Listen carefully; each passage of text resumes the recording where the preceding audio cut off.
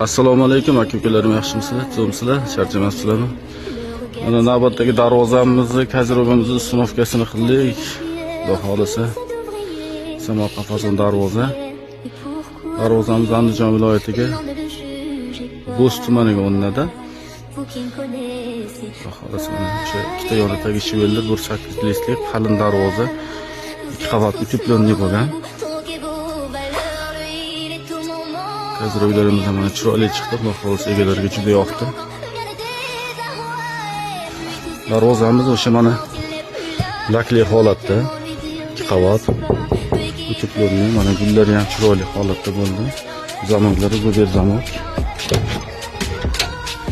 Ochilishlar ham 4 variant bo'ldi mana.